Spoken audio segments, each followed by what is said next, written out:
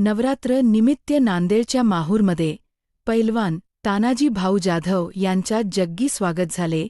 JCBच्या साह्याने फुलाचा वर्षाव त्यांच्या वरती करण्यात आला. त्यामुळे पूर्ण कार्यकर्ते उत्साही होते. आपल्या ग्रुपचे अध्यक्ष आले. कार्यकृत्याची खुशी गगनाला मावत होती. तानाजी भाऊंनी ग्रुपकडून चांगली कामे करा आणि रोजगारावर भर दिली. मी पूजा टायगर ग्रुप वार्ताकडून